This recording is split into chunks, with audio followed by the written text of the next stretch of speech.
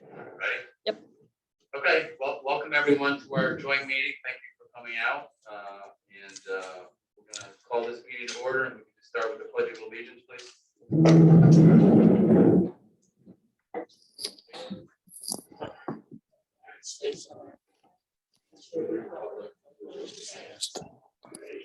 Under God, indivisible, with liberty and justice for all.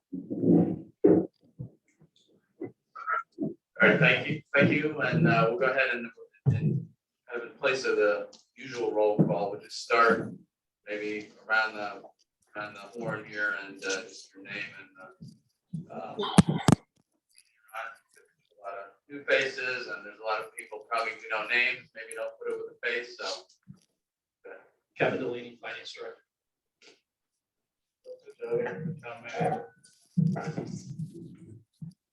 Tim Brady, Board of Finance. Jerry Paradis, Board of Finance. Sal Bordenell, Chair, Board of Finance. Charles Vanessa, Town Council. Let's get it there. Pete Russell, Town Council, and I'd like to thank the 5 families for showing up today. Jack Matino, Town Council. Roland Hernandez, Board of Finance. George Miller, Board of Finance. The Brown, Recording Secretary. Ryan Biddick, Schools. Julia Devon, Chair of Board of Education. Tracy Sisti, Board of Education. Gina Nappy, Board of Ed. Melissa Gibbons, Board of Ed. That's the Board of Ed. And our Zoom in members. Yeah, if you want to have Mike. Yep. Mike Iranaga, Town Council, and Brian, my kids, thank you for the last phone call I just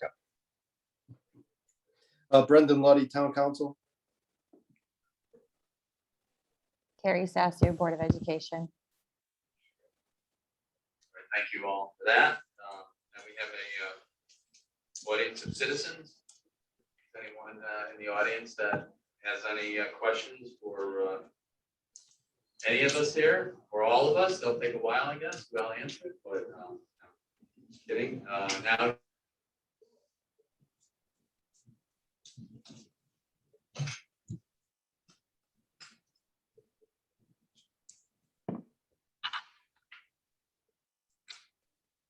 Right, I don't think anybody's out there, so we'll go ahead and move on. Well, they might be out there. So we'll move on to our meeting agenda. So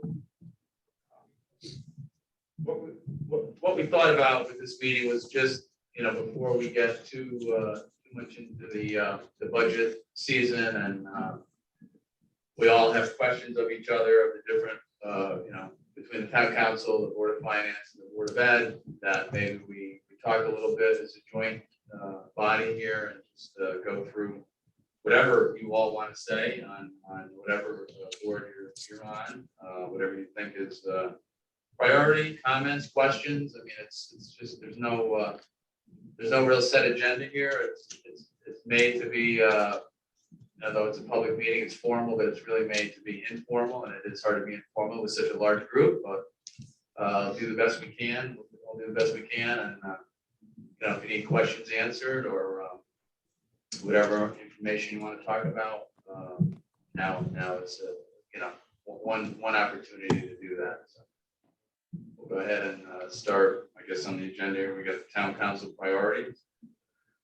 So I'll go ahead and start with Brendan. You want to start us off with anything? Sure, why not? I could do that.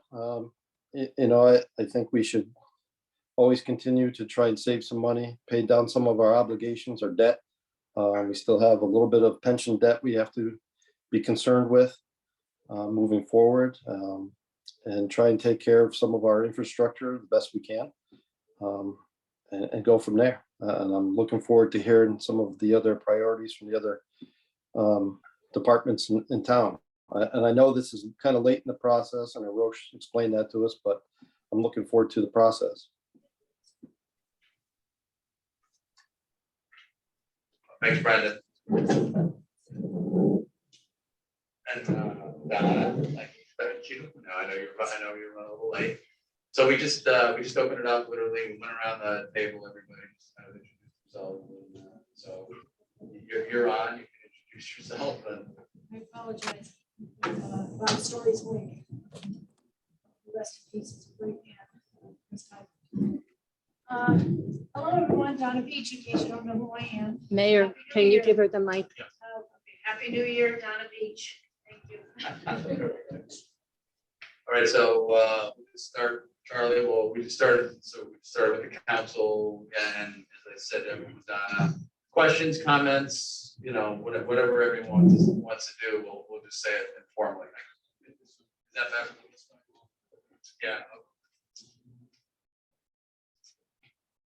I guess my priority is similar to Brendan, but also I'd like to include the HVAC projects on the school that are very important, very expensive, and I think our money.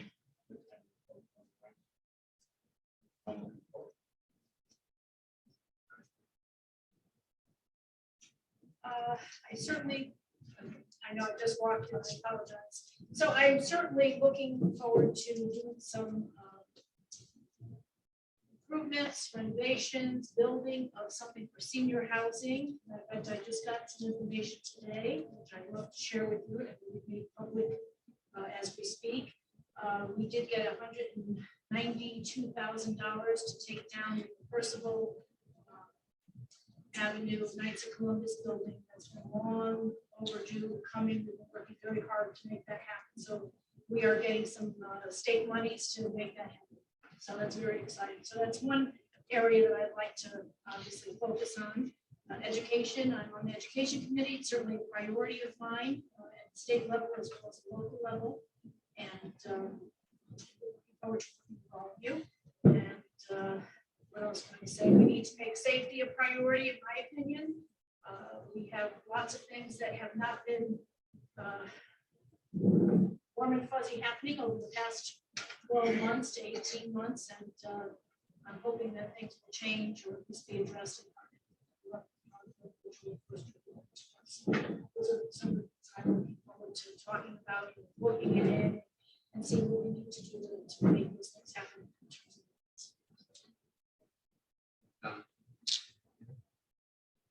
Thanks.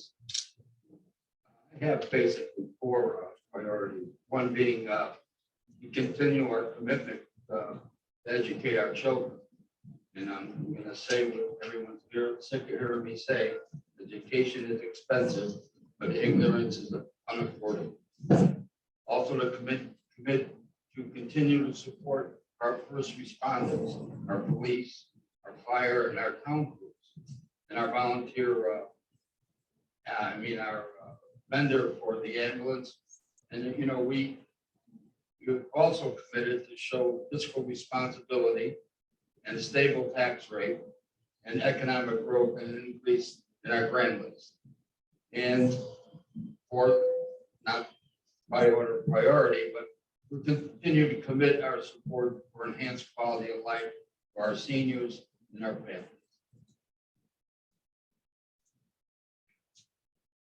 I think one thing that I've only been on the council for a very short period of time. However, I would say the things that I have been most excited to see recently have been the commitments to infrastructure projects throughout town, as well as the efforts to support our first responders, specifically funds for the purchase of new equipment dedicated to our fire department.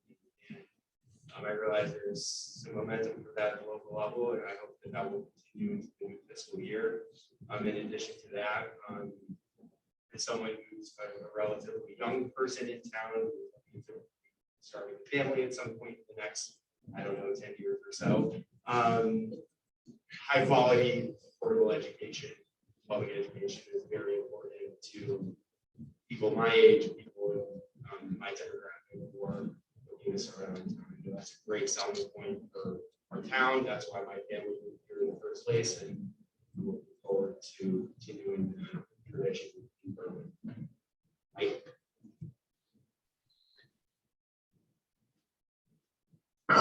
You're up, Mike. Oh, thanks.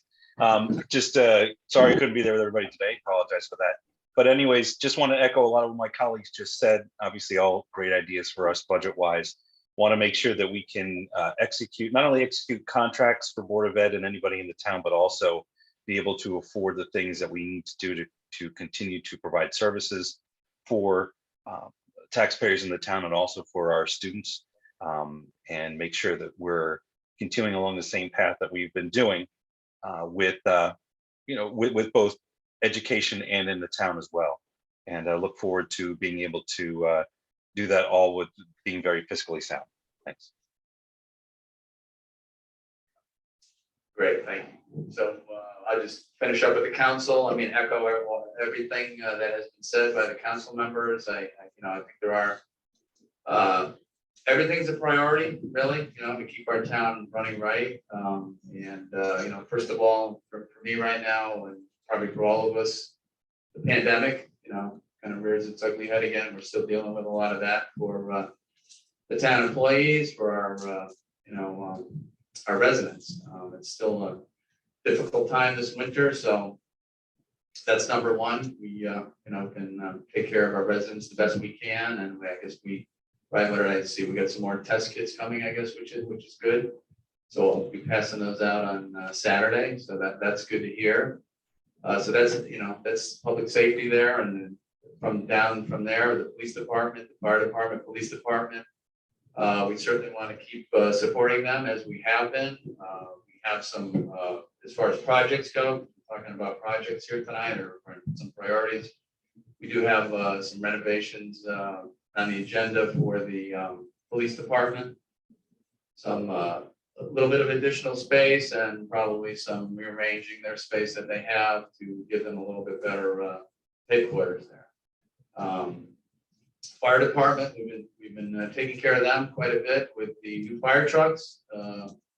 There was 9 trucks a few years ago that needed to be replaced. They were going to replace 9 with 7, and we just appropriated some money to a little bit ahead of time or a little bit ahead of schedule. But the way it's been going with the supply chain and building new trucks and cars, so we paid in advance to get the trucks started so we can get them to the fire department as fast as possible, which is still, I'm guessing, I don't know, a year off probably before we see some of them, but we're trying to be a little bit proactive with that for public safety. Most important for people, obviously, in our town, and of course, also, the crime problem that we've seen across the state. Berlin's, been hit like every other town with car thefts and catalytic converter thefts, break-ins, the vehicles. Now they're a little bit bolder, walking into garages, and have been a couple of weapons pulled too in Berlin. So not good. Nobody got hurt yet. So one want to keep it that way. And we are, Donna, thank you. We're looking for some fixes from the state, or maybe some, from what I've heard over the last year or so, we've been dealing with this. There probably is some relatively simple fixes that the state could do to maybe alleviate some of these problems in the various towns and cities. So we look forward to seeing some of that come down from our state partners.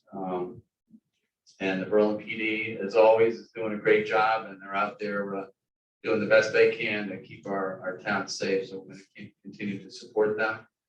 A couple, projects that are coming up. Obviously, we're doing our not really a short-term project here, affordable housing survey that should be going out, and we have a plan that we need to submit to the state by I think June 1st, right? It's got to go to the state, so it's got to go through our housing committee, and some of you are on that committee. Thank you for serving on that, because it's just some more volunteer time that we're all putting in. We're mostly here volunteers, so it is a lot of time and effort, but we'll get that done. We'll get that out there. We'll get it out to the community for their comments.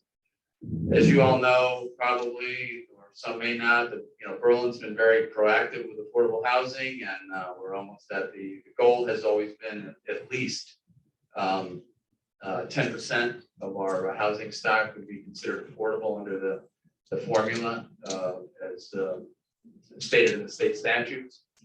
And we're at 9.23, I think, somewhere around there. And we have several other projects that are online to be built, one of them soon with 88 units, which will all be affordable. And there's other projects that are, will be, that are coming, couple of the developments on the Berlin Turnpike will have affordable units as a percentage of their project, so we will keep adding to that, housing stock that's affordable, for people to, be able to move to Berlin and enjoy Berlin, so we're working on that. Obviously, you've heard also about the Community Senior Center. We've got our committee that's advising the council on that plan. There's a lot of work to do on that. I appreciate everyone. Some of the people here on that committee as well. Some more additional work, sorry, but appreciate you guys doing that and answering the call to help out some more.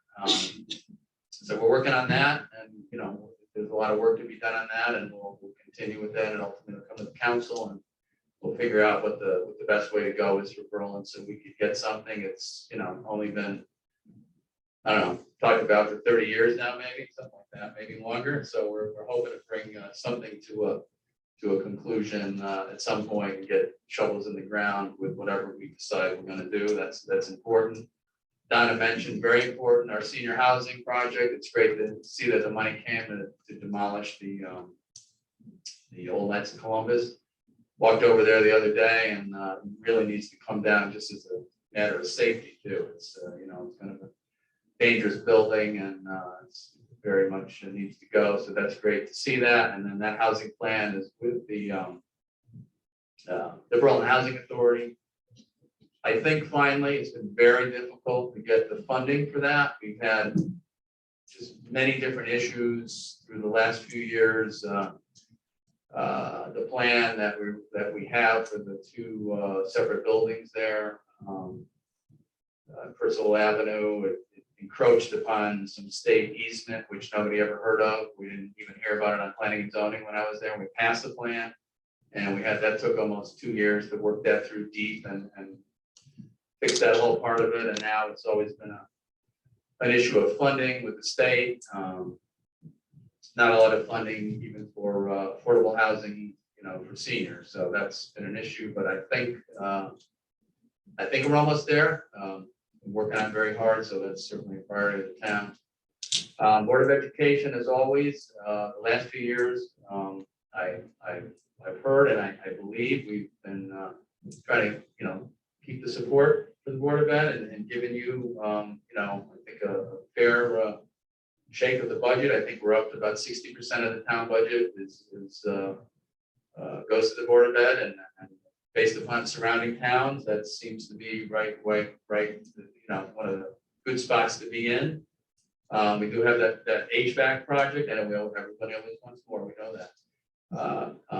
But the HVAC project is important to all of us, certainly in light of COVID, and the air quality has been a problem in several schools, for years. So we do have that American Recovery Act money available, and which I know we're talking about a little bit at the end of this, but that's one of the projects that I think all of us have talked about, Board of Finance, Board of Ed, and the council, that either a large portion of that money, perhaps, as we'll see how we work through all of our boards and commissions here, but would that be a good project for that? Because you don't want later with some of the issues we've seen already in several towns.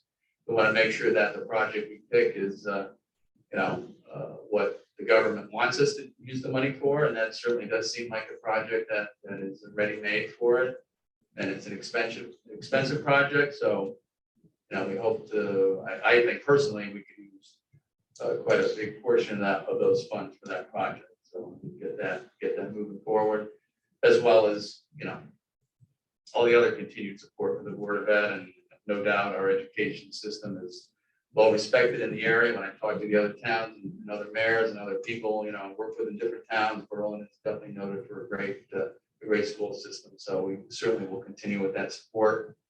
And just finally, economic development, we work on that, and it's very important. We've been very, very lucky.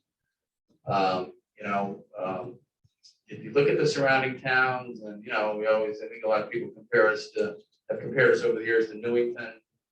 And we see, they've got a lot of development on the turnpike, but they've kind of built out and, everyone in the last few years has noticed Berlin. We've made some changes with our tax abatement policy, which has made Berlin much more attractive. We've made, with the help of our town staff and Roche and, we've made some great changes in town hall that have made it easier, a little bit easier, and we pay a little bit more attention to people moving into town and also our businesses moving into town and getting their permits and getting them through the process because it is a very cumbersome process. And but every ribbon cutting I've gone to, which has been, we've been very fortunate, even through COVID, right? We've had over 30 ribbon cuttings in the last year, which is incredible. In fact, I always ask all the business owners, I know Pete's been, Jack's been there, Donna. Many of us have been there, have been to the ribbon cuttings, and I give you a lot of credit for opening a business in the middle of COVID, right? Especially some of them restaurants, and they're all doing well. And the first question I ask them though is, how did the town hall treat you, right? How did Roche is there all the time? How did everything go?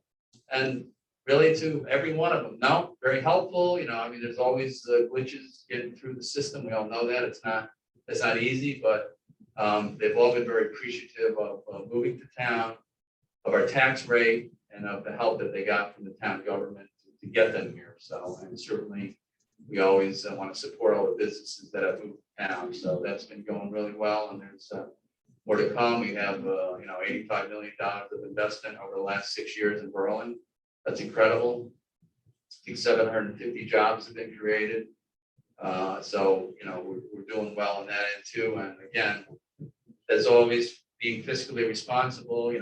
When I started, we started with a very large bonded debt, and we're paying that down. It's not easy to do, but we've been doing it, and with help from all of us here at the table. We all got to do this together. Not one of us, not a group of us can do it together. Everybody has to pitch in to do this, and I think we have. We've been fair in what we've asked for in budgets and what we have moved forward with. I think the town, even though we're paying down the debt and we're trying not to bond as much, we're getting projects done. We're getting things done. We're buying new police cars. We're buying new fire trucks. We're funding the Board of Ed. We're trying to get our community center going. We're trying to get senior housing here. So we really got a lot on our plate, but we seem to be moving through it pretty well and moving through it, being fiscally responsible and keeping our tax rate down. And I think that, it's tax rate's a tax rate, and we always harp on that, but I think as a local town of Berlin, we see tax increases from the federal government, state government. The best thing we could do for our residents is to be as responsible as possible with their tax dollars. It's the one place that I think we can make a difference. We really, really can make the difference to the people in town and the positions that we're all in here at this table. And I think that's really important to do. So that's kind of my philosophy of why we're here and helping out with our local government. So thank you. Sorry, it's a little bit too long, probably, but we'll go ahead now to the Board of Finance. Sal. Well, I appreciate having this meeting. One of the things is I did push this meeting.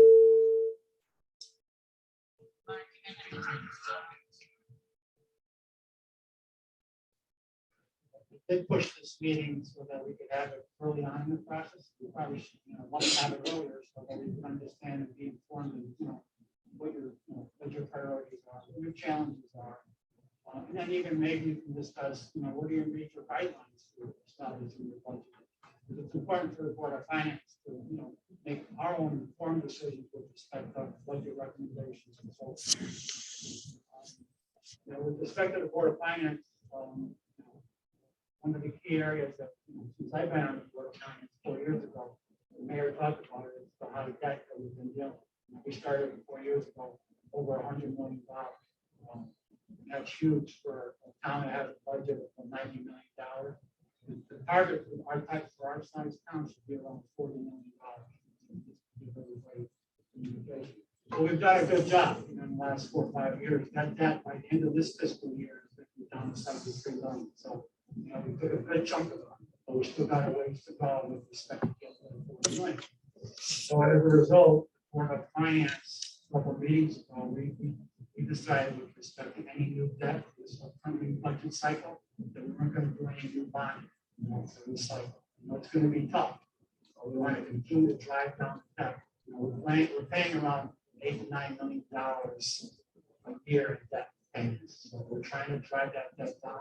Try to work it like we did the last couple of years with respect to, we had surplus budgets at the end of the year that we're able to fund fire engines, police cruisers, do more school projects, and hopefully we get more surplus at the end of this year. But we're really focused on trying to reduce the debt at a reasonable level. Another area everyone talked about is the HVAC systems for elementary school. We really believe that the American funding, American Rescue Fund plan budget or funding for 5.3 million that we have, that the HVAC systems is the part of the project for. So if we can come to an agreement, as a group with respect to the HVAC systems in the elementary schools, definitely say we check that box off and we can move on to other things.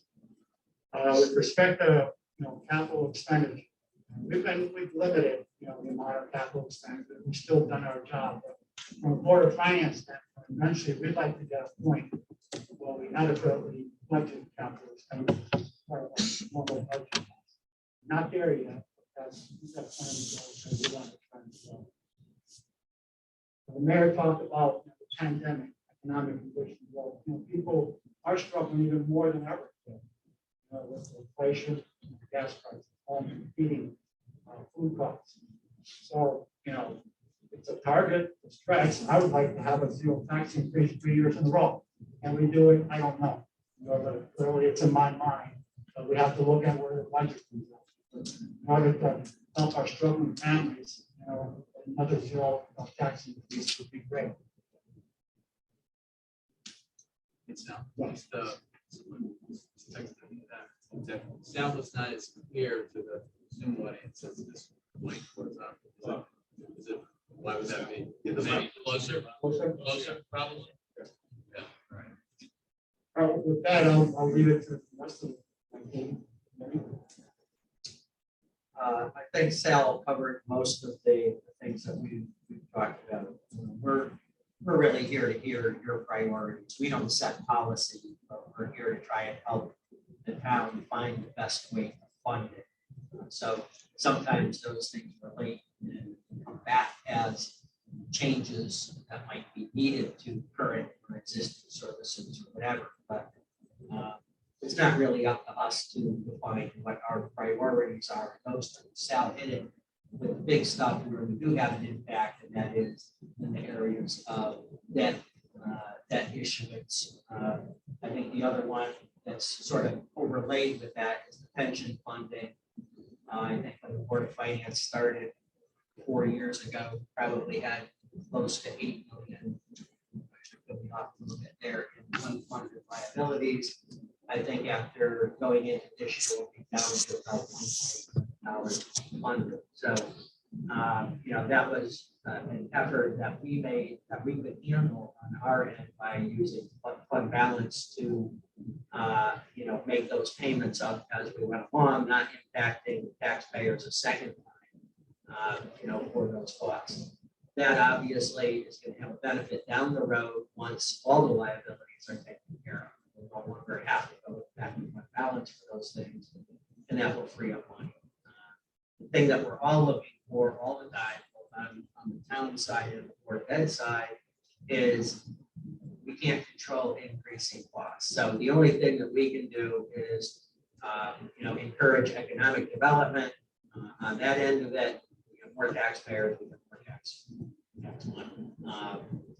So that's what we're encouraging too. I think, we will make suggestions again this year in terms of certain services that are being offered, but I don't think this is the place right now. Yeah, I basically feel the same as Jerry and Sal. We have to control the budget. People are still struggling. I mean, we have to keep this in mind when we're setting a budget. No matter what our personal priorities are, there's a lot going on out there. You go to the gas station, you go to the grocery store, everything is just ridiculous amounts of money.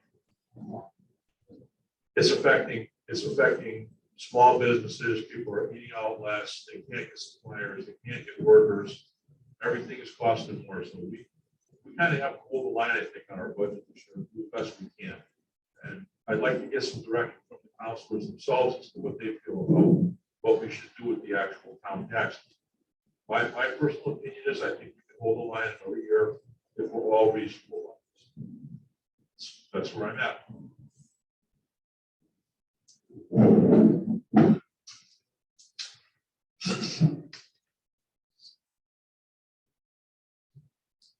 Testing. Can you hear me now? I agree. Still, Jerry. It's in a pretty good points. We live within our means. Did a great job with that, in the right path. Also, I have kids in school. See the struggle. Kids in high school, kids in middle school.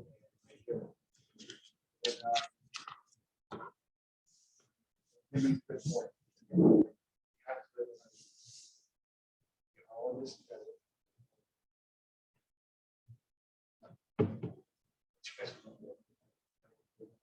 As we have, that's what we're doing. So I'm George Miller. I'm a new guy.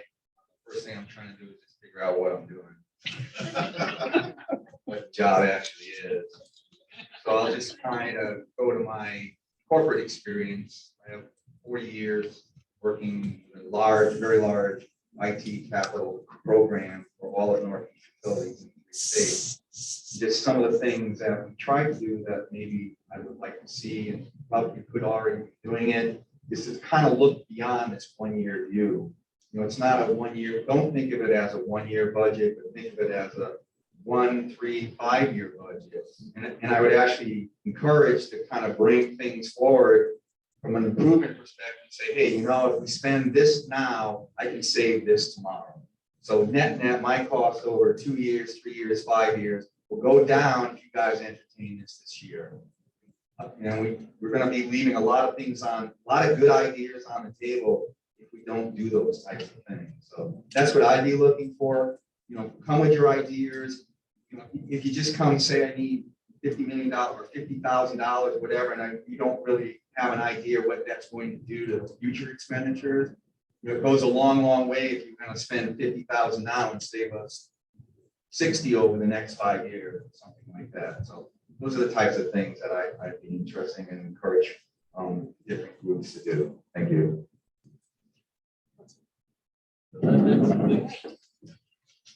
Thank you. I'm Julia Dennis, the chair of the Board of Education.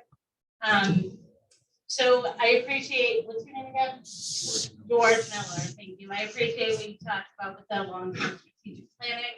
When Sal, Mark, and myself met with Rose, we actually talked about that, and that's how we came to the agreement that a school tour would be beneficial for all, because we can show you what our capital project needs are now, but we can also start talking about the future, the 5-10 year plan instead of going year to year. So we did discuss that, and that is really important. I think it's important for the town and for the Board of Education.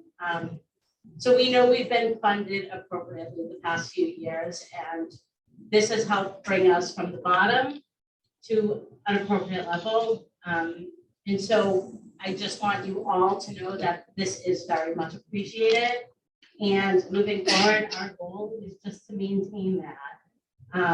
Maintenance for us means fulfilling contractual obligations and continuing the work that we've done. I want to thank Mark and the town council for the security positions we've added.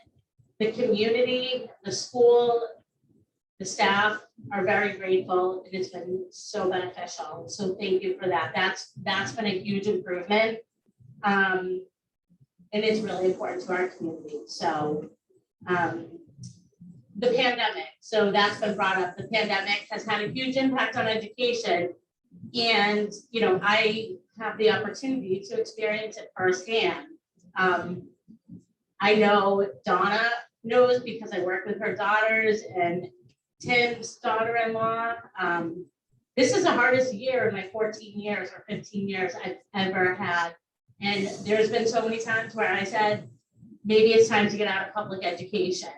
And with that, that is why we need to fulfill contractual obligations, because if we start cutting teachers and staff, it's going to make it harder for those who are currently there. And this is hard right now. So unless, like, the people who are in the buildings working, whether you're custodians, secretaries, paraprofessionals, turnover is high. There's so many positions open, and it's becoming very unattractive. This year is challenging.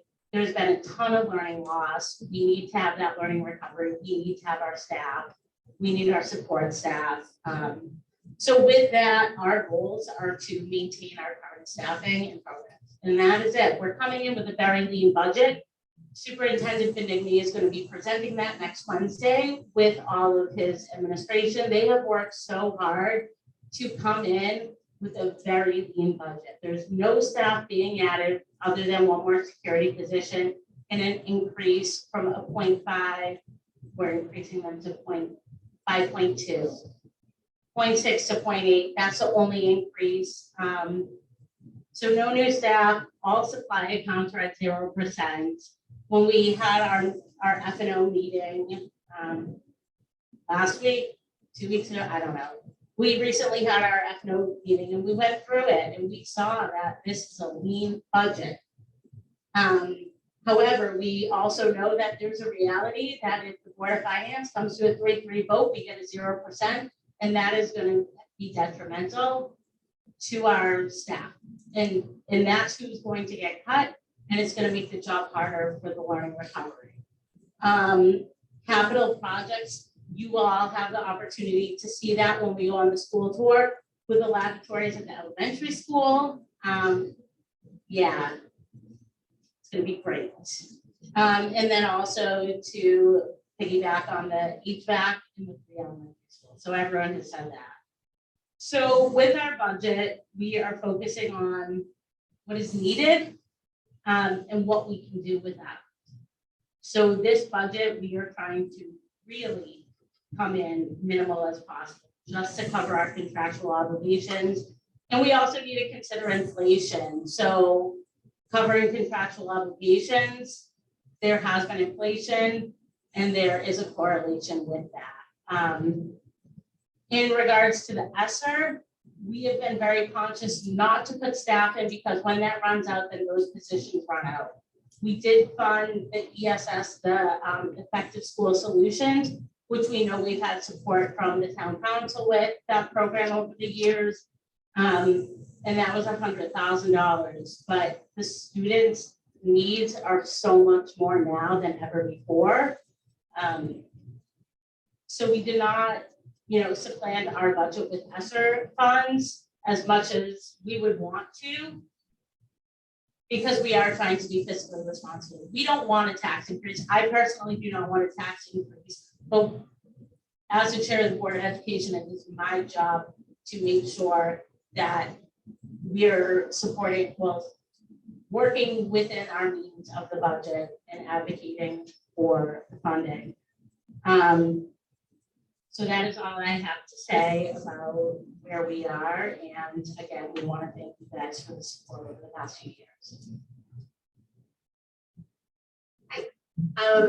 Basically everything she said, and as I was sitting here trying to think, because I didn't know we all had to speak, I was just going to sit here and watch, which is what I usually do anyway. So being at not trying to do heartstrings or anything, my husband owns his own business in town. We've struggled just like everyone else with this pandemic, who's nobody's fault. And at the same time, we pay taxes in town, and I have children in town that benefit from almost every part of the education aspect, from special education to, medicine, higher education. And with that, we've seen a massive decline in our kids. And they need us now more than ever. I mean, if you were at our last meeting, the test scores actually showed dramatically what has happened to the kids who have stayed home this whole time, to the kids who have been partially in school, to the kids who have been in school the whole time, and what it's done emotionally to them. It's just a struggle right now. And I don't want my taxes going up. I mean, we're all in the same boat. And so if we could just maintain what we have. And speaking of maintaining, I was actually privileged to be on one of the negotiations this year. And we worked really hard to try to get the best contracts that we could get, that we ended up coming in under a state average on at least one of them. And that took nights and a lot of work. And that's tough to tell people that we came in under, we want to make sure teachers and people are taken care of, but we did. And we knew we had to do that because of the budget season, and we knew we were going to get cut, and we're trying to do everything we can for the kids. So personally, I just see them struggling. I see my own kids and everyone else emotionally in education. And just so you know, we did work really, really, really hard on these contracts. And if we would have gone to arbitration, which we were really close on one of them, maybe even more, we would have had to pay a lot more out than what we did. So just so you guys know, we did really work hard on that. So I'd like to maintain, if at all possible, just for our kids.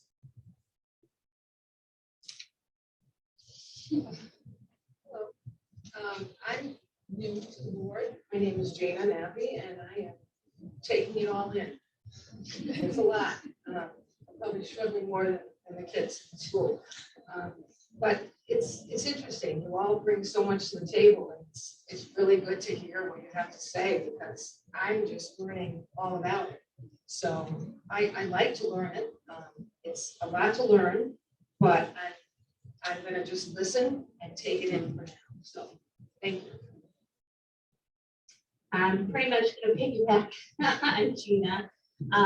This is definitely an aspect of the Board of Ed that I was, new. So it's going to be a lot of learning, but willing to dive into it. It's just interesting to hear how everything is interconnected. I think a lot of people don't know, all the strings and how they're tied together and how they work together. So I think that's the biggest learning curve, especially, for me. So I look forward to, as I've heard it called, budget season with very long nights. So eager to get into it. Thanks. So I can't believe I signed up for this, What's wrong with you? I know. I feel like we just left some of these meetings. I'm going to echo most of what the Board of Education said. I am obviously pro-education. My kids came through this school system. They've done very well. I think that those of you who have kids in the system deserve the same thing that our kids got. I'm always fascinated by the perception of once kids are out of the schools, then we don't have to support it anymore. It drives me crazy. But I will work diligently with the Board of Education and the folks in the back of the room there to make sure that we're being fiscally responsible and still being able to keep up the quality of education that Berlin has provided and the kids deserve. I have a new unique perspective is that I'm now a business manager of a public school system. So I have a little more in-depth look at how it all works. So hopefully I can bring that to looking at the methods. I want to recognize Carrie. Gary. Hi, everyone. Carrie Sassu. I think a lot of what I would have to say has already been said by other members of the Board of Education, but I think, it bears repeating that we, I'll speak for myself. I hope that we will maintain high quality education in the town of Berlin, having, as others have already said, having a high quality education system in a town is not just beneficial to the students who populate the schools, but also to any of us who live within a town. As we know, when people look to move to a town or invest in a town, they look at the quality of the school systems, and that has a direct impact on your real estate, et cetera. So, there is a ripple effect to this, and certainly from our youngest learners to those of us who are lifelong learners, investing in education is I think of great import overall.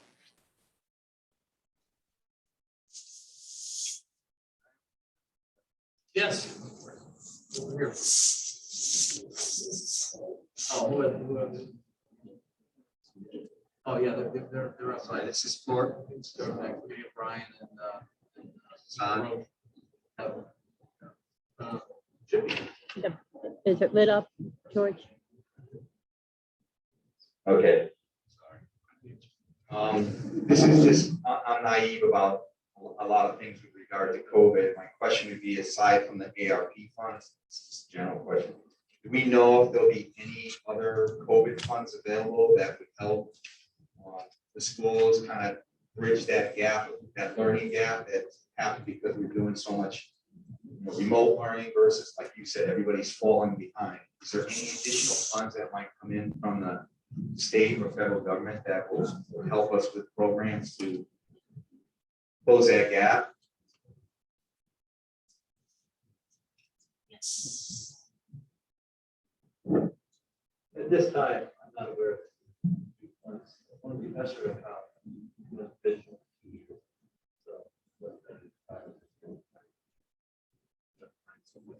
I'm not aware of any.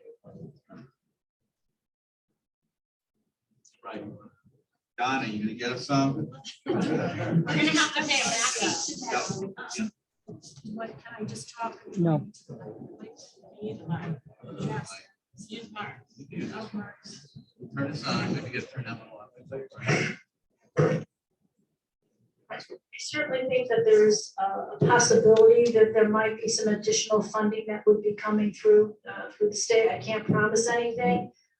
Certainly I'll advocate for it if there are monies that are available. There is a ton of COVID money that's out there, I'm not gonna lie. What it can be used for is a different story. But I certainly will check into that, and anything I hear from an education standpoint, I will certainly pass that along. I don't want to say yes, but I don't want to say no either. I hope that answers something, George. Yes, thank you.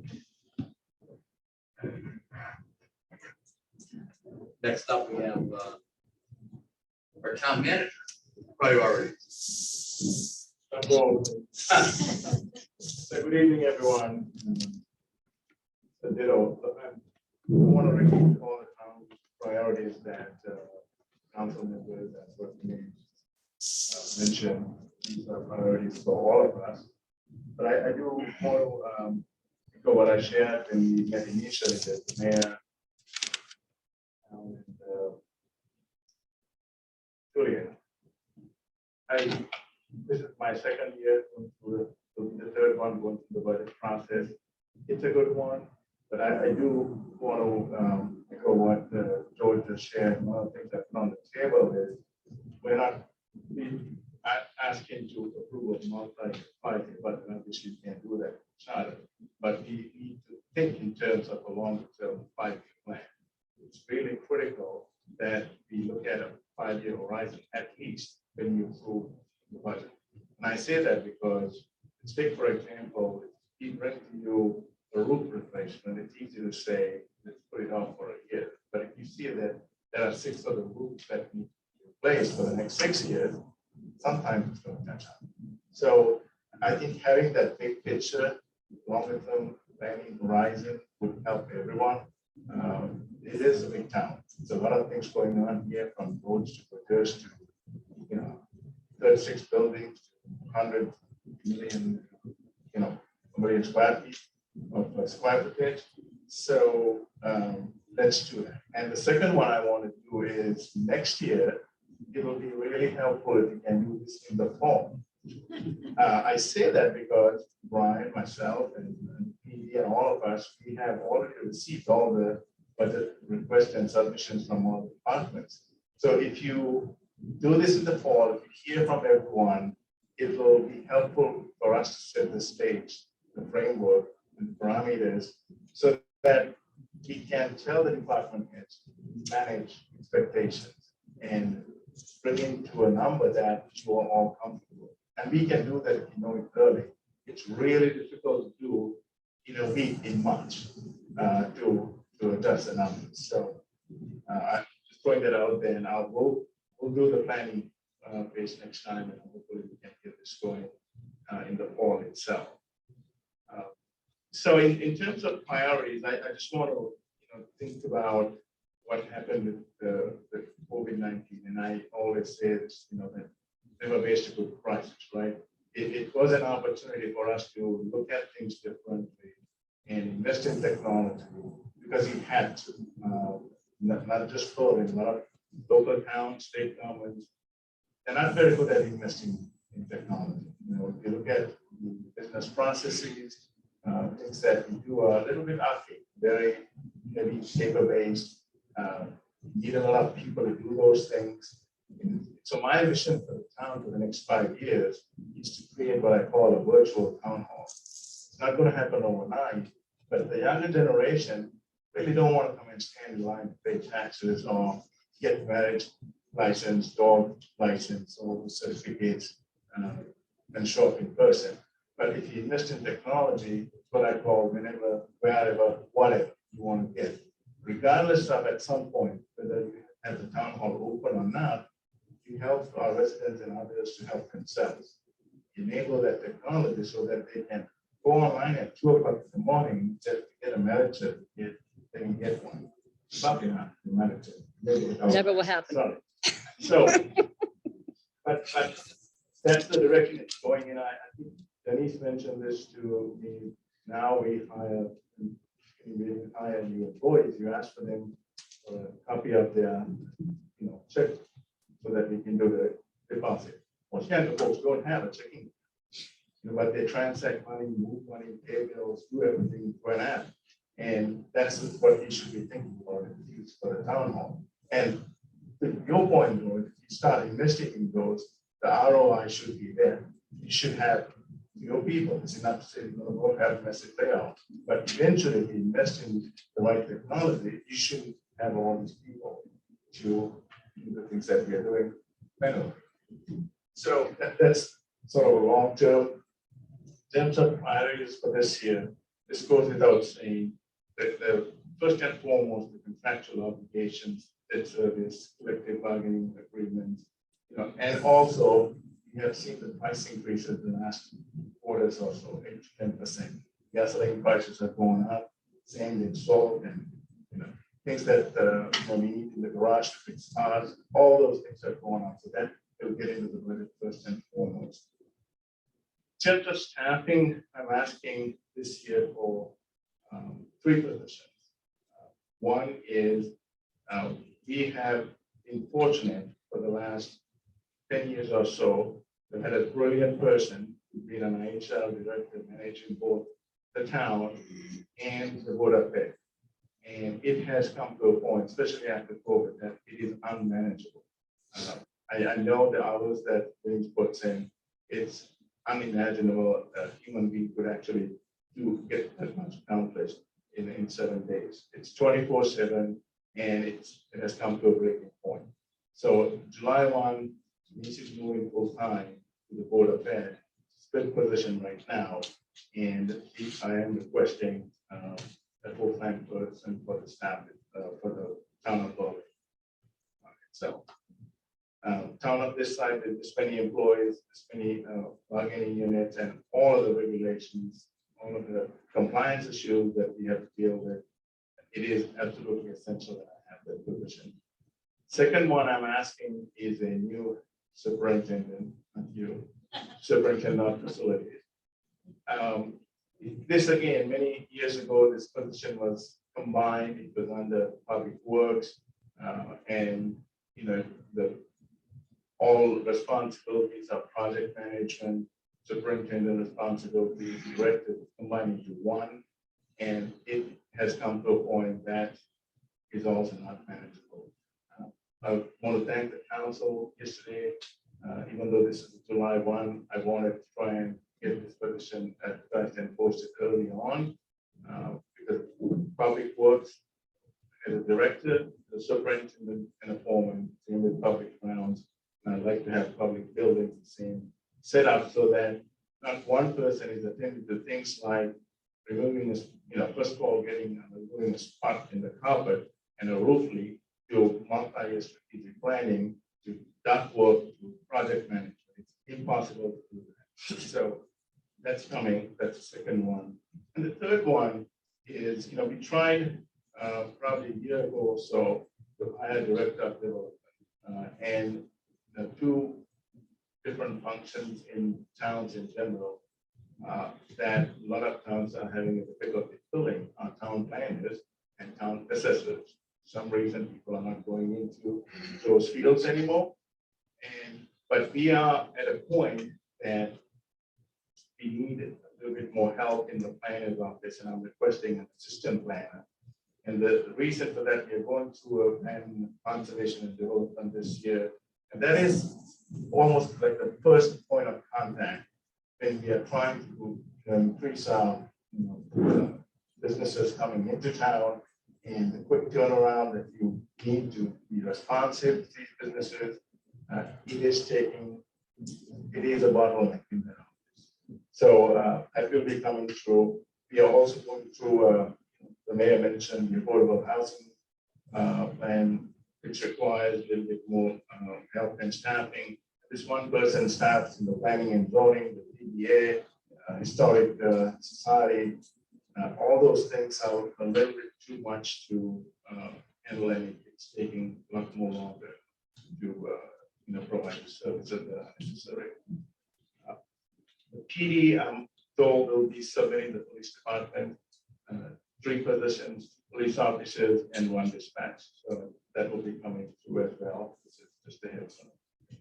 Then the other category, I think some of you talked about this, and I'm thank you, Mr. Wade, today spending half a day with us going through the technical request and project. And I believe this is before I got here, there was no real capital plan for the town. And once Kevin got here, came up with a multi-year capital plan. And it's 20-year stacks and stacks of paper, but it takes everything and plots very nicely what the town needs for the next almost 10 years, right?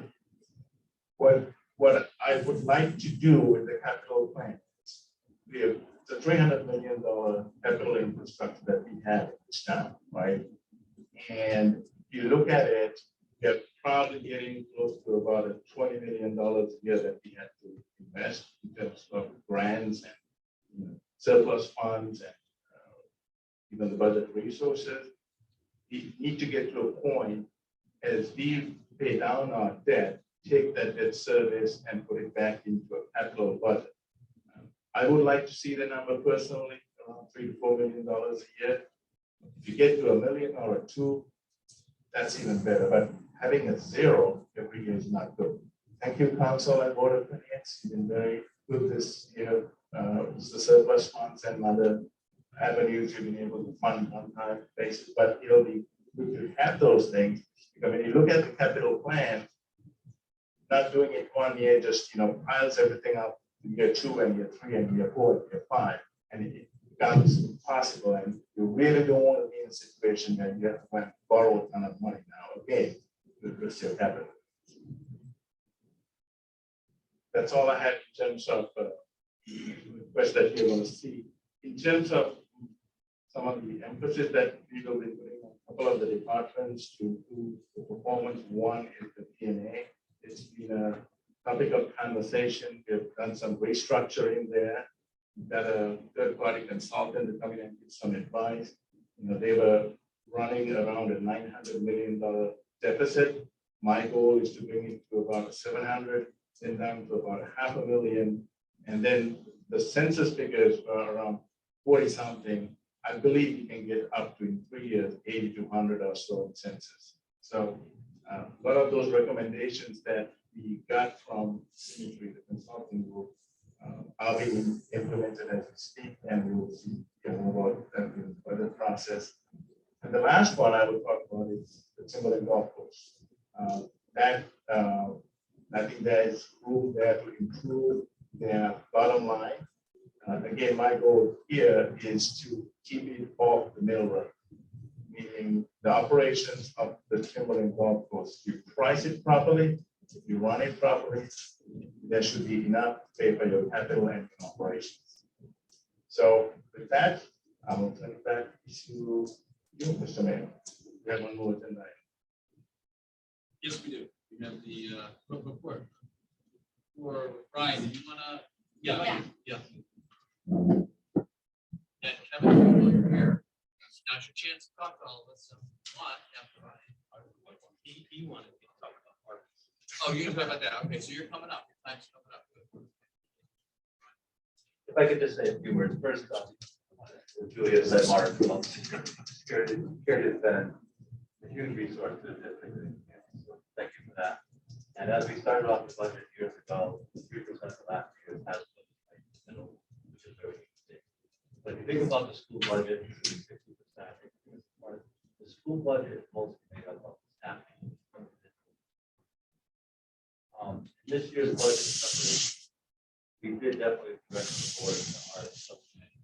But my budget coming in, not have staff other than just the needs. Maybe well, it's just right now.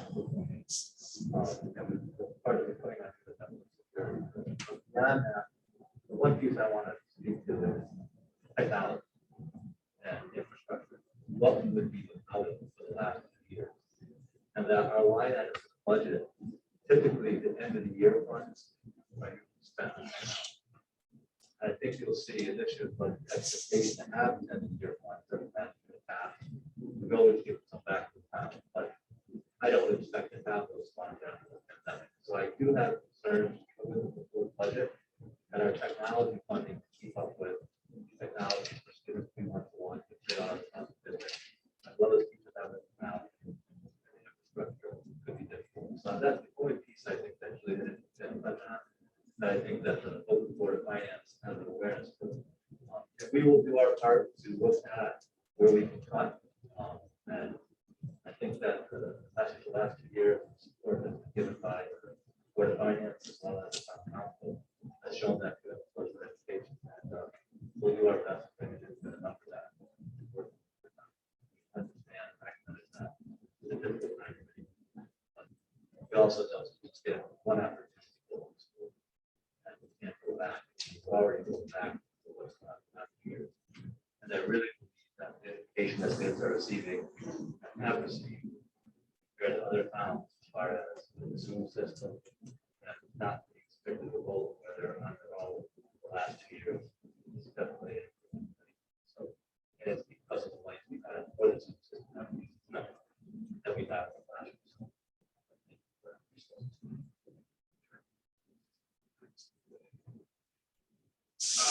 I know when we hear the one, not that. It's asked for reading, it's asked for math. There's, of course, college, but it's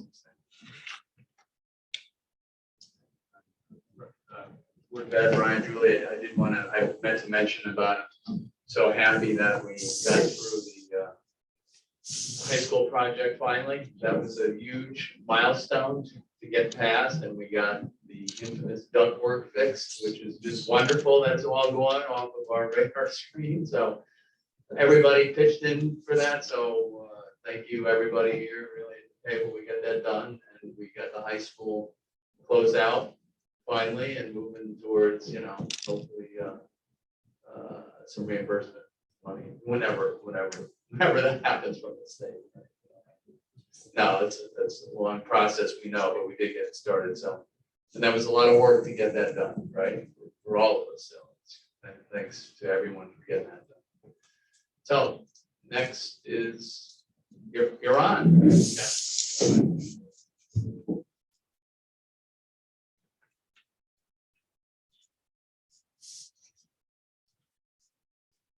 So Roche asked me. Can you hear me? All right. So Roche asked me to take a couple minutes just to talk about the ARPA funds. And as with all of the COVID money, there was money that was directed towards municipalities and money was directed towards boards of education. This was money that was specifically directed towards municipalities. It wasn't intended to be used for education instruction, but that doesn't mean it can't be used for non-instruction education items like infrastructure, things like that. When it came out, there were 4 broad purposes for this money. There's some limitations, but they're not unlimited. I won't bore the council, Board of Finance by repeating the entire presentation, but I do want to make people aware of the 4 areas that are permitted with this money. First is to respond to the public health emergency. So directly responding to things that were impacted by it. Responding to workers performing essential work by providing premium pay. So it became an option to use some of the money to provide premium pay. To compensate for lost revenue. So where we had things that were taking place during the year. For example, Parks and Rec. During COVID, everything was essentially shut down. That's just one example. And then finally, to make necessary investments in water, sewer, or broadband. So those are the 4 broad areas. We have to be within those areas. The way the federal government has worked this is they've given the money to the towns, 50% of it in June of 2021, the second 50% in June of 2022. There's no advance request. There's no approval of how you're going to use it. The rule is spend it based on these parameters, and we will audit you afterwards. If you spent it inconsistent with what we said are the rules, you can appeal. You lose your appeal, you basically have 120 days to pay them back. So we have to be careful to make sure we live within the rules. To give you perspective, the town portion between the 2 payments is $6,048,046.16. We've already received the first half, so $3 million plus. And $700,000 of that money was included in the FY22 budget to be used for lost revenue. The risk of doing that obviously is we have to go through an audit and we actually lose that much revenue year over year. The audit's completed and we did lose actually more than that much, that revenue. So we're confident with the $700,000, it's into this year's budget. That leaves $5,348,046.16 to be used.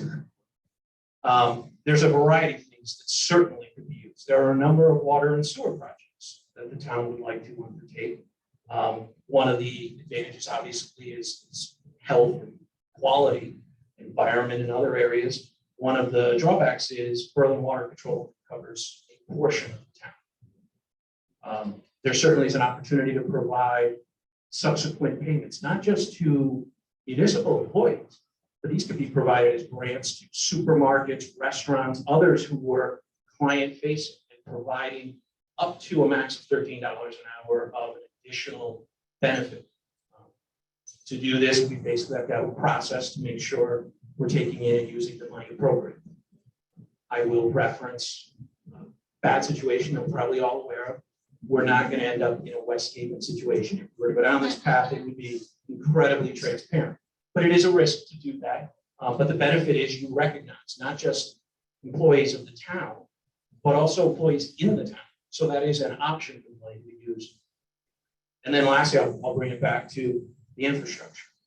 Obviously, the HVAC project at the 3 elementary schools has been on the docket for a long time. It has been with the PVC. Willard is quite far along, and I believe almost ready to go back to the council. And there's an opportunity to appropriate, if you wanted to, $5.3 million towards that project. Initially, or up till recent times, it was projected that it was going to be about $2.5 to $3 million per school to do the HVAC. Those are obviously old numbers. Even just 2 years going by, you'd say, well, those are old numbers. But when you deal with 30-year high inflation, they're really old numbers. But if you say $3 million, you're talking a $9 million project to do all 3 schools. It's highly likely going to be more than that. But this funding should at least, if the Council and Board of Finance decided to appropriate it that way, at least be able to fund Willard, get that going, and give everybody an opportunity to learn what it's really going to cost, what it's really going to take to do the project. So there was a separate meeting, a joint meeting between the Council and Board of Finance to go through it. So I will stop there with any questions.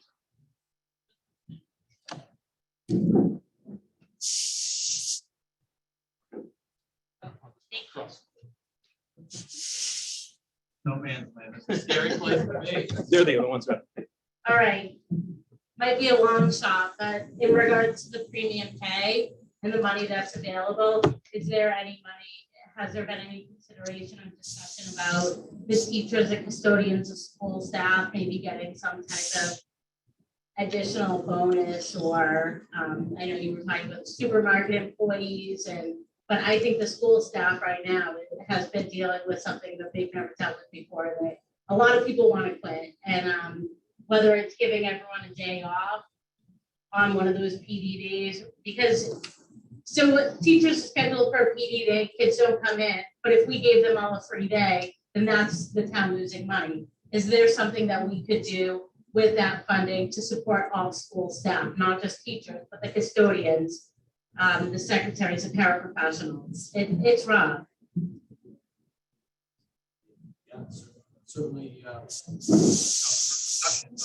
Yeah, I would like that to be discussed. I know not everyone would support it, but I think if we have this funding, then would you like to share your thoughts? You can disagree, but the Board of Education, as the chair, I support education. So I am pro-education. So I am trying to look out for, the educators and the education system and make sure it doesn't fail. Those are my thoughts. And I will pass the mic to whoever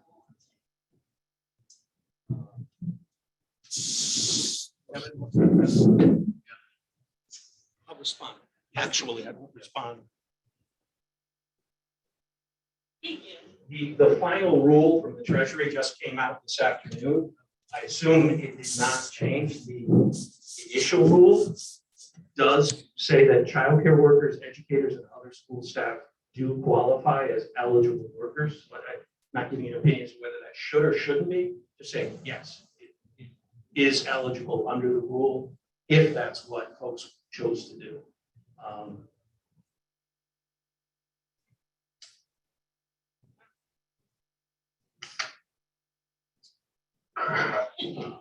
Educators don't want a lot.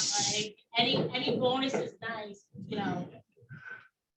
My assistant principal gave me a $2 scratch card, and I was like, "Oh my goodness, this is amazing." Too bad it didn't give you the winning Powerball ticket. I didn't win. I don't lose there. I should point out one thing with the rule. You can do this, but they also stipulated that premium pay cannot increase a worker's total pay of over 150% of the residing state's average annual wage. As of May 2020, that number was $98,000. So if the premium pay would push someone over $98,000, then you would not qualify. And it could be up to $13 an hour with an amount not to exceed $25,000 per eligible. So there's a whole variety of things underlying this. So we have to follow if that's what people want.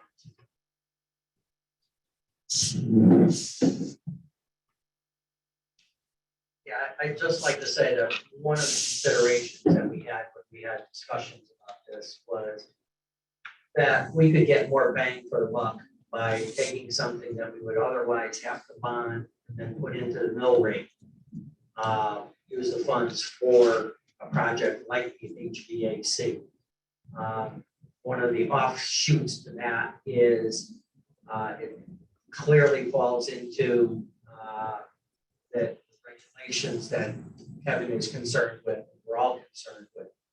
And I think it had been talked, we pretty much did not get into it in terms of people talking about restaurant workers and other people that were impacted, if we would consider a program like that, which, obviously if we were going to consider one of those, we would consider, what you're bringing up.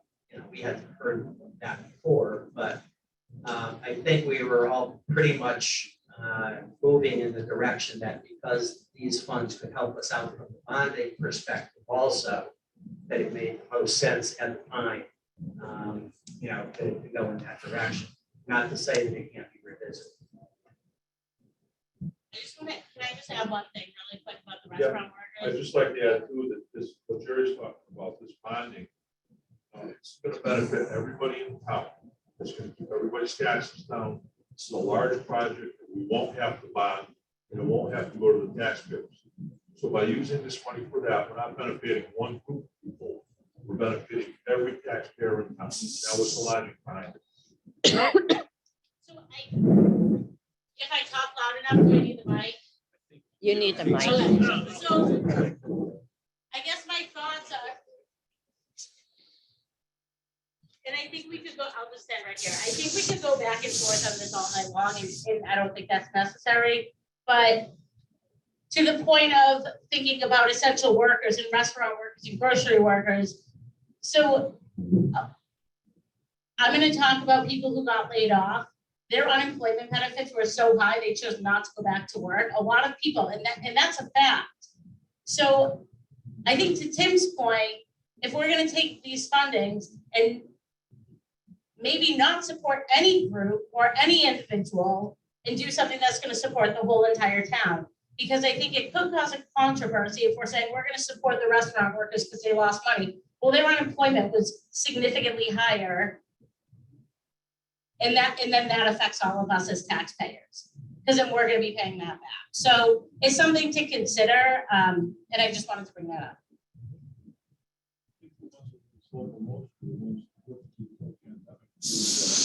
Right, like the teachers. Well, yeah, and everybody else. Right, so. My wife's a nurse, she got nothing extra. My son works at Connecticut Transit, we don't work extra shifts because they were short of people. So, I mean, you worked extra shifts, they were short of people. My daughter's a cop here in town, she worked a lot of extra shifts for people and didn't get any extra money. And that's why I said we could go back and forth on this all night. Yeah, I mean, this is one way of benefiting everybody in town. It's just Right. gonna take care of bonding, so I think that's our best.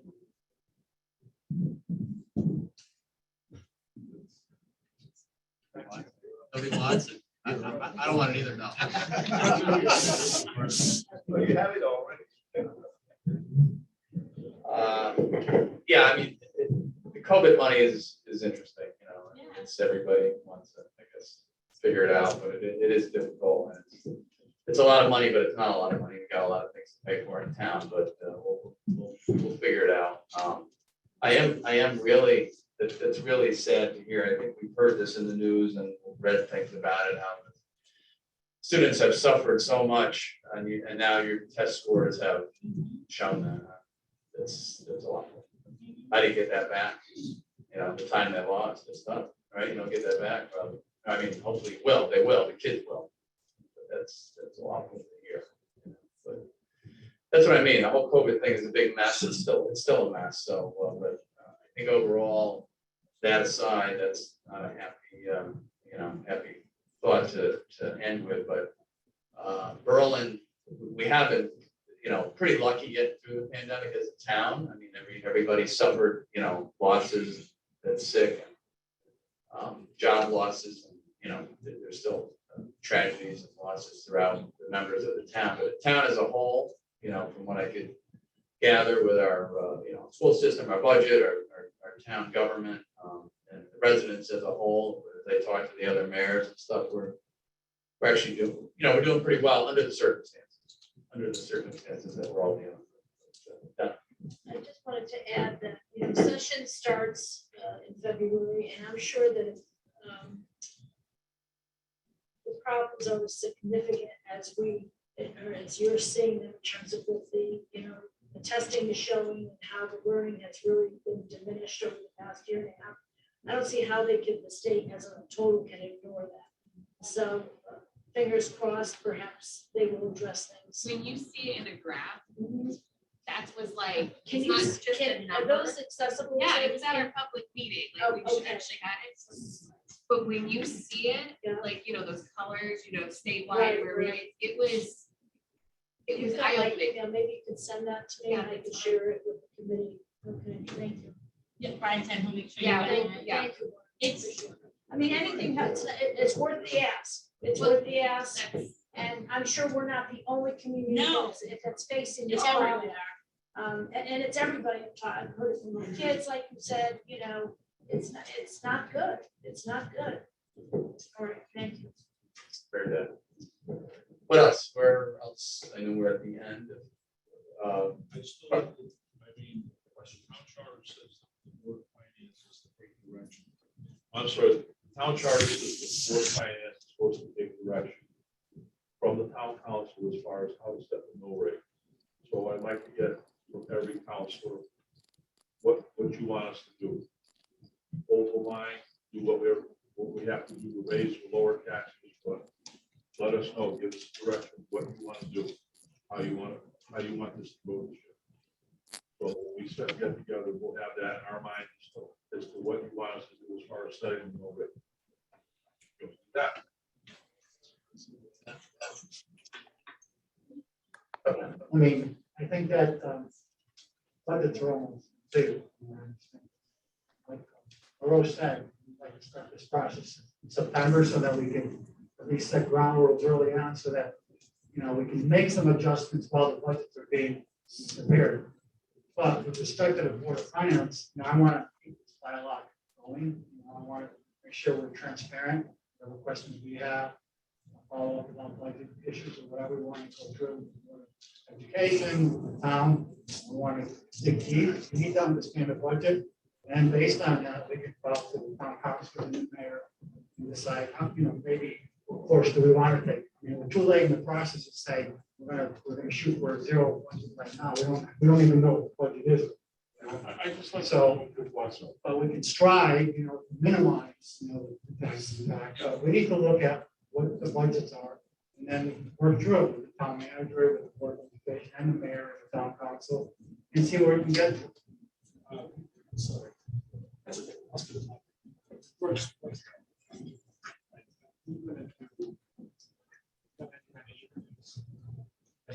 You have to be on mic. I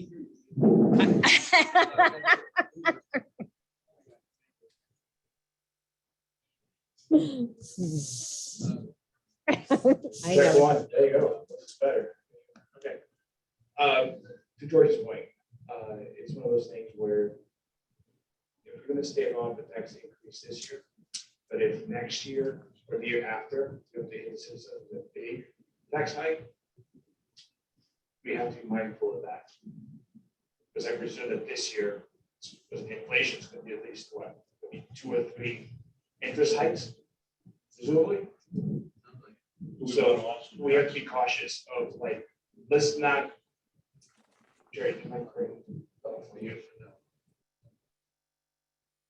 Yep, there. Nope. It's gotta be an orange. There you go. Okay. Or just mute. No, it's the green is on, it's the orange. I know those things. It's just.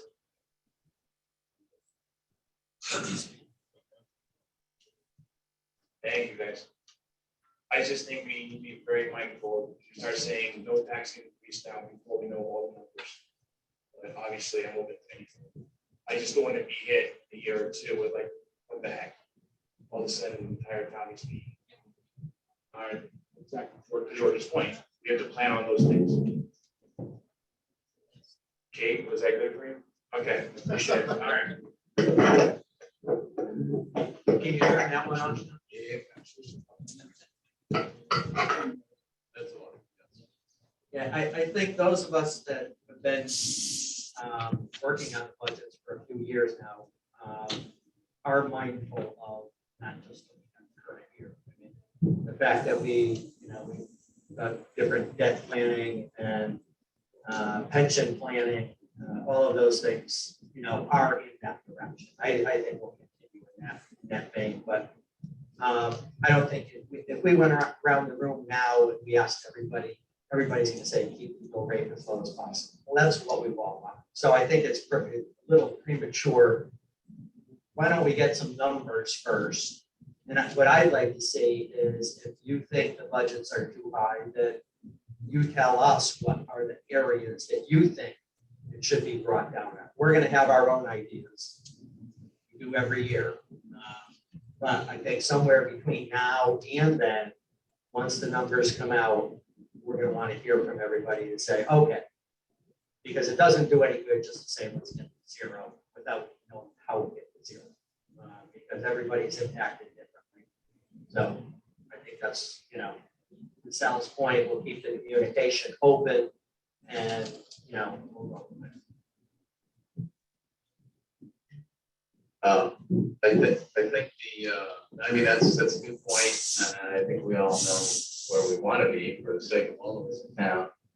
And I think we do have a plan, you know, we do have a plan to go forward. I think the plan has been to pay down that debt, and as you mentioned, what's the debt payment every year now? What's that, 7, 8? It's $9 million a year to our debt payment. And as that goes down, and I know it's going down, that money becomes available for the rest of the projects in town, right? And that's where we're headed. So I think we're, you know, we're getting there. We're paying down the pension. Debt is almost gone. And the debt's, you know, sinking as fast as we can make it sink. And there will be extra funds available. Economic development will bring in tax dollars. You know, that's why that's so important to the town. So there is a long-term plan, you know, to get there and to keep taxes low, but to have plenty of revenue to fund everything. And it's, you know, of course, all easier said than done when the numbers are on the table and we're looking at, you know, I think I said it in the beginning, everything's a priority. We want to keep the town running, every department, you know, Board of Ed, everybody, we're trying to do it all. And be fiscally responsible to the taxpayers. And we've all here at the table, I think the last few years here, we've done a really great job. You know, we really have done well. I mean, I'm telling you, I just met a couple of people from the Rocky Hill Town Council the other day. Like, we were talking taxes. We said, 2 years of no tax increase? How'd you guys do that? And, you know, I said, well, I don't know. You know, come visit us. I guess we'll show you. But so, yeah, we're doing pretty well, I think. We could always do better. And it's very difficult, you know, to keep doing what we're doing, but I'm sure we'll all try our best to get there. And like I say, I think, you know, again, to the basic philosophy of mine is that, you know, we got to do that for our residents. It's the only thing in this kind of world we can really control is a little town of Berlin, all of us here trying to work together and do the best for our school system, our town government, police department, everybody, and our residents. You know, what we do affects them directly, right? It's very hard to do that with the state government, you know, to a certain extent, a little bit better. Federal government, forget it, right? I mean, they're often, I don't know what world they're in, but, and it's on both sides of the aisle, doesn't matter. They're up in some other, you know, world, but here we can make a difference. So that's, you know, we all, you know, all should strive to do that. I think we do. So thank you all for your hard work. Any other, you guys, anything else? Comments, questions? It's a big group. It's hard to you know, talk a lot, but are we good? Everybody, anybody online? I don't want to forget you guys there. You've been silently listening to our talk and anybody? No? You're all good? No, I'm good. I'm good. Good. All right. There's a snow day tomorrow? Oh. Wish I had a snow day. Yeah, we'll make a motion to adjourn. All right, one motion. Second that motion. All those in favor? Aye. Aye.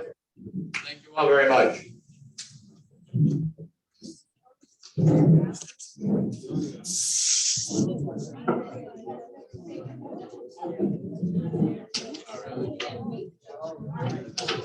right.